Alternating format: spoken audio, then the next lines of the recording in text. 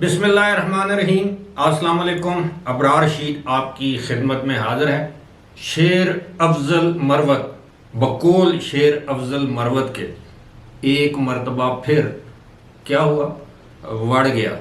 یہ الفاظ میرے نہیں ہیں، یہ آج کل زبان زد عام ہے، اگرچہ معیوب لفظ ہے، لیکن چلیں بہت سے الفاظ ہیں اردو میں جو اس طرح عام ہوئے ہیں۔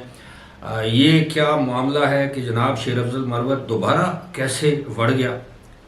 اور ڈاکٹر یاسمین راشد نے ایک خط لکھ دیا ہے چیف جسٹس آف پاکستان کو، اس پر بات ہوگی۔ لیکن اس سے پہلے میں سمجھتا ہوں میرے لیے سب سے امپورٹنٹ خبر یہ ہے، حالانکہ عام لوگوں کے لیے شاید اس خبر میں کوئی اتنی امپورٹنس نہ ہو، لیکن امپورٹنٹ خبر پتہ ہے کیا ہے؟ وہ یہ ہے کہ پاکستان کی تاریخ میں پہلی مرتبہ آج پاکستان اسٹاک ایکسچینج 72,000 پوائنٹس کی حدود کو کراس کر گیا۔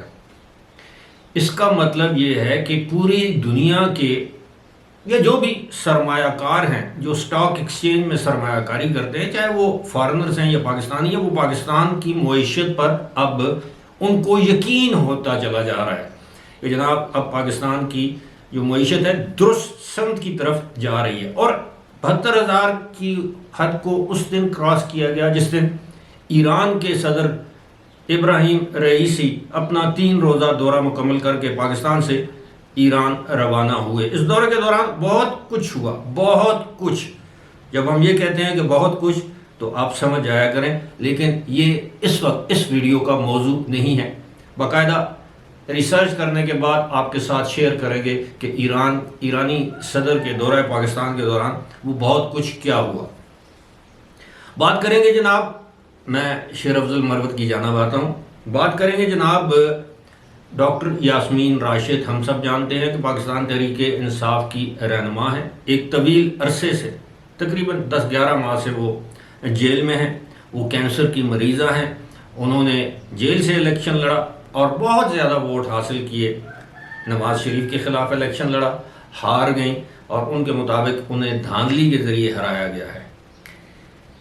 اب ویسے تو نواز شریف کے حوالے سے بھی یہ خبر ہے، لیکن پھر ویڈیو طویل نہ ہو جائے اس کو الگ رکھ کے بات کرتے ہیں۔ تو انہوں نے چیف جسٹس آف پاکستان کو خط لکھا کہ جناب باوجود پابندیوں کے، آزمائشوں کے، تکلیفات مشکلات کے، لاکھوں کی تعداد میں ان کے ووٹرز جو ہیں وہ 8 مئی کو باہر نکلے، انہیں ووٹ ڈالا، لیکن فارم 47 یعنی فارم 45 چینج کر کے فارم 47 کے ذریعے میاں نواز شریف کو الیکشن جتوا دیا گیا ہے۔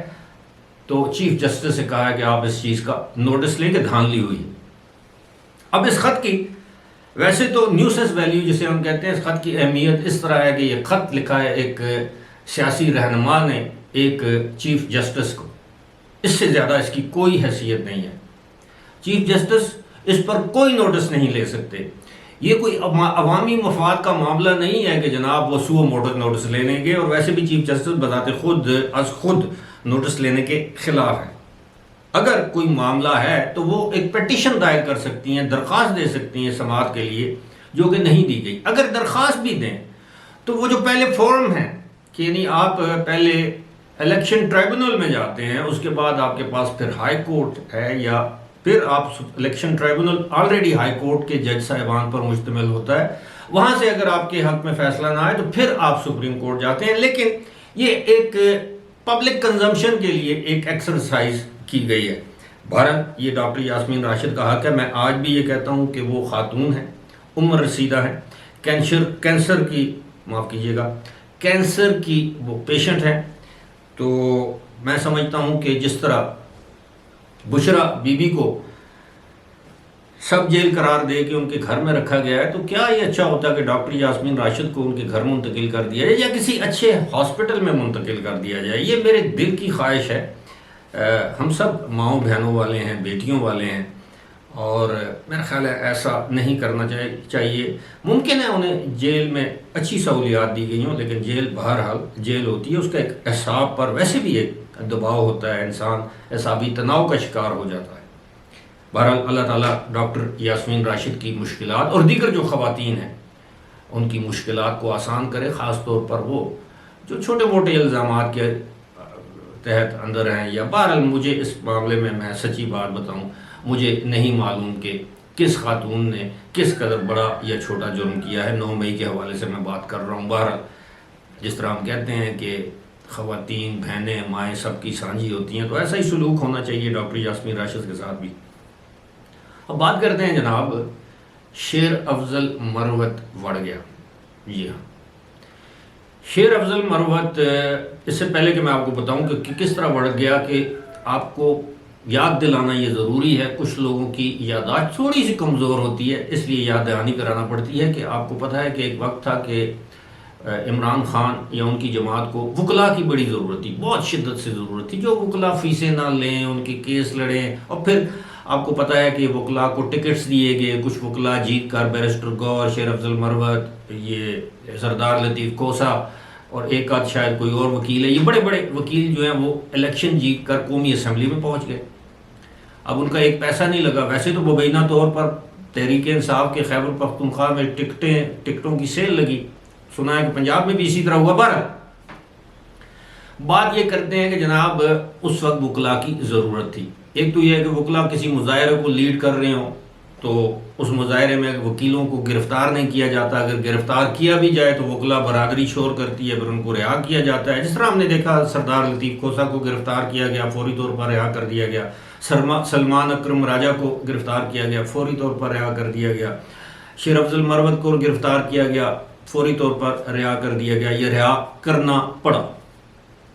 اور پھر جج صاحبان کے دلوں میں بھی وکلاء کے لیے ایک رسپیکٹ ہوتی ہے، ایک احترام کا ایک ایلیمنٹ موجود ہوتا ہے، کیونکہ بار اینڈ بینچ یہ دونوں ایک ہی گاڑی کے دو مختلف پہیے ہیں۔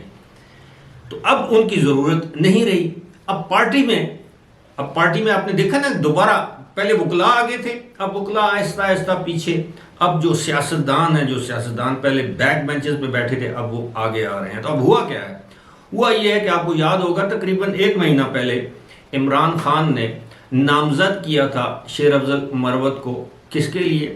پبلک اکاؤنٹس کمیٹی کے چیئرمین کے طور پر۔ یہ بہت ہی امپورٹنٹ، یعنی آپ یقین کیجئے کہ جو لوگ پارلیمانی طرز جمہوریت یا پارلیمانی نظام سے واقف ہیں، پبلک اکاؤنٹس کمیٹی، میں ذاتی طور پر یہ سمجھتا ہوں کہ لیڈر آف دی اپوزیشن سے زیادہ با اختیار، بلکہ آپ یہ سمجھیے کہ وزیر اعظم کے بعد اگر کوئی اسرٹ کرنا جانتا ہو تو پبلک اکاؤنٹس کمیٹی جو ہے وہ سب سے مؤثر کمیٹی ہے ہماری قومی اسمبلی کی، جہاں پر پورے پاکستان کے تمام جتنے بھی ڈپارٹمنٹس ہیں ان کا احتساب کیا جاتا ہے، ان کے اکاؤنٹس یہاں پر آتے ہیں، ان کے جو بھی پیرے لگتے ہیں، فلاں پہ یہ گھپلا ہوا، مختلف، یعنی آپ یہ اندازہ کریں کہ پبلک اکاؤنٹس کمیٹی کسی وزیر کو، کسی فیڈرل سیکرٹری کو، کسی بھی اعلیٰ عہدیدار کو طلب کر سکتی ہے، کسی بھی معاملے میں احتساب کر سکتی ہے۔ تو اس کے لیے شیر افضل مروت کو نامزد کیا گیا تھا۔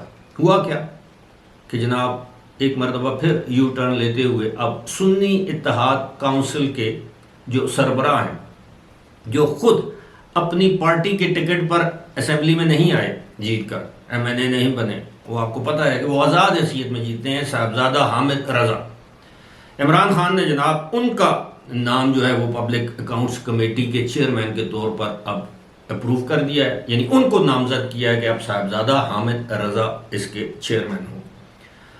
اب جو لوگ نہیں جانتے ان کو بتانے کی اشارتاً میں بتا دیتا ہوں کہ صاحبزادہ حامد رضا ہم سب لوگ جانتے ہیں کہ کن کے بندے ہیں، اور سنی اتحاد کونسل سے پی ٹی آئی کا جو بھی اتحاد ہوا وہ کس نے کروایا اور یہ کس کے بندے ہیں۔ اور پبلک اکاؤنٹس کمیٹی میں اچھا اب آپ سوچ رہے ہوں گے یہ کس کے بندے ہیں؟ انہی کے بندے ہیں، اسی کے نہیں، انہی کے بندے ہیں جن کا بندہ اگر آپ ہوں تو آپ فیصل واؤڈا ہوں تو آپ کو کوئی آپ کی سیاسی بیس نہ ہو تو آپ سندھ سے پیپلز پارٹی اور ایم کیو ایم سے جن کے آپ مخالف رہے ہوں ان کے ووٹ سے آپ سینیٹر بن جاتے ہیں۔ یہ ان کے بندے ہیں جن کے بندے پہلے نگراں وزیر اعلیٰ رہے محسن نقوی اور پھر اچانک سینیٹر منتخب ہوئے اور وزیر داخلہ بن گئے، یہ انہی کے بندے ہیں۔ کوئی مانے نہ مانے لیکن حالات تو بتا دیتے ہیں نا بھائیوں. تو یہ ان کو اب یہ چیئرمین نامزد کیا گیا ہے. اب اس کے بعد کیونکہ میں نے کہا ہے نا کہ شیر افضل مروت جو ہیں وہ دوبارہ بڑھ گیا. اس سے پہلے انہیں متعدد کمیٹیز سونپی گئی. یہ فلاں کمیٹی کے چیئرمین ہیں، یہ فلاں یعنی پارٹی کے اندر جو کمیٹیاں ہوتی وہاں سے ان کو نکالا گیا، ان کو ترجمان بنایا گیا، وہاں سے ان کو فارغ کیا گیا کہ آپ ترجمانی نہیں کر سکتے. ابھی وہ پارٹی کے نائب صدر ہیں، اب دیکھتے ہیں وہ کب تک ہیں. لیکن شیر افضل مروت کو بھی استعمال کیا گیا. الیکشن کے دنوں میں عمران خان کو ضرورت تھی ضمنی انتخابات سے پہلے، تو شیر افضل مروت کو استعمال کیا گیا.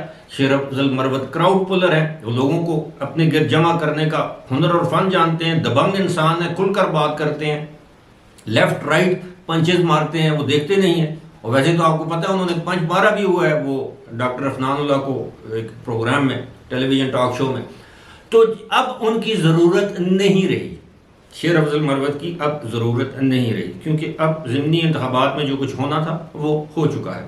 اور دوسری بات یہ ہے کہ کچھ عمران خان سمیت ایسے رہنما ہیں جو یہ عمران خان کا مجھے معلوم نہیں، لیکن پارٹی کے اندر ایسے رہنما موجود ہیں جو یہ سمجھتے ہیں کہ شیر افضل مروت کو پارٹی کے اندر پلانٹ کیا گیا ہے. ہی از امپلانٹڈ بائی سم ون. آپ سمجھ رہے ہیں کہ پارٹی کے اندر ان کو لایا گیا ہے، اسی لیے ان کو گرفتار نہیں کیا جاتا، اسی لیے ان کو ڈھیل دی گئی ہے، جو مرضی ہے بولو. اور دوسری بات یہ ہے کہ وہ پارٹی کے اندر اور عوام میں اس قدر پاپولر ہو رہے تھے. اور کہاں میرے بھائیوں دوستوں، کون پارٹی کا سربراہ یا سیکرٹری جنرل یہ چاہے گا کہ اس کی پارٹی کا ایک عام سا بندہ جو پہلے ایم این اے بھی نہ بن سکتا ہو وہ ایم این اے بن جائے، اور وہ اتنی مقبولیت پارٹی میں حاصل کر لے کہ لوگ سیکرٹری جنرل کو نہ سنیں. پارٹی چیئرمین تو اندر ہے، جیل میں ہے، لوگ پارٹی کے جو موجودہ سابق چیئرمین جو موجودہ چیئرمین ہے اس کو سننے کے لیے نہ آئے. شیر افضل مروت ہر جگہ ہو. ایسا ہی ہے نا، ٹاک شوز میں وہ بیٹھتا ہو، پریس کانفرنس اس کی چلتی ہو، لائیو چلتی ہو، ہر ٹیلی ویژن چینل کی خواہش ہو کہ شیر افضل مروت ہمارے پروگرام میں آئے، اور ہر جگہ شیر افضل مروت. تو کس کو یہ چیز ہضم ہوتی ہے؟ اپنے سے بڑا یعنی سیاستدان نا، اپنے سے بڑا کوئی کسی کو نہیں دیکھنا چاہتا. تو شیر افضل مروت کو اسی لیے ایک مرتبہ پھر بقول شیر افضل مروت کے، یہ میرے الفاظ نہیں ہیں، ایک مرتبہ پھر واڑ دیا گیا ہے. فی الحال مجھے دیجیے اجازت. خدا حافظ.